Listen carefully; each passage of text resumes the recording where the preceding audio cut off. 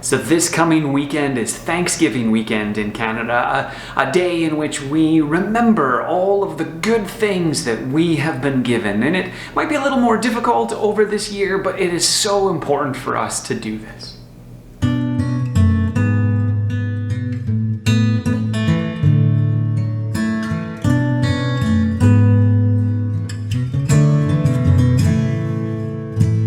And one of the reasons why it is so important is because it has been proven time and time again that cultivating an attitude of gratitude is so helpful for us to be able to enjoy life and all of the good things that are around us. We miss good things so often because sometimes of the way that we expect the world to be engaged with us, the way we expect other people to interact with us, and maybe even the way we might expect God to interact with us.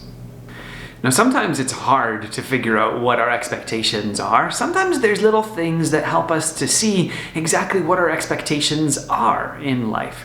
And one of the games that does this really, really well for me, it's an improv game, and it's called Gifts. And basically, you have two people that stand beside each other, and they share imaginary gifts with one another. Now, there's really simple rules. One person simply excitedly says, "Here's a gift." And then the second person receives that gift, says, "Thank you," pretends to open it up and says, "Oh wow, it's a..."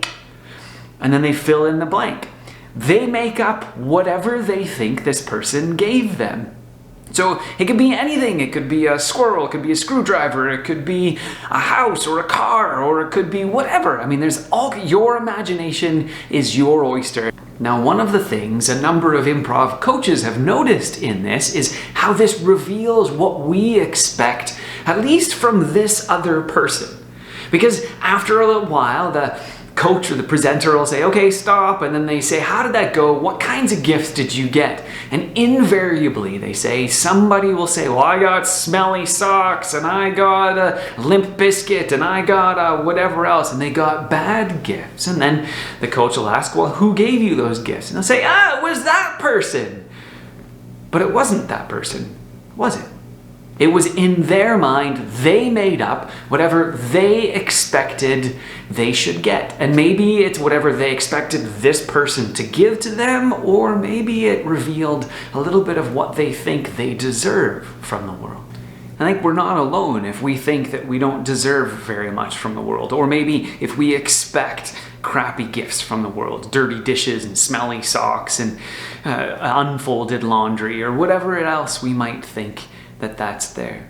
And so then when it comes to times, especially this particular season, and it comes to this place where we're going to be trying to give thanks, it might be really difficult.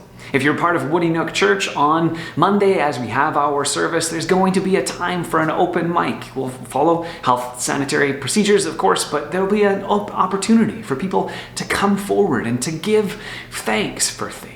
And it might take a little bit to work through, to dig through, and to see these things that we can be thankful for. But there are gifts all around us.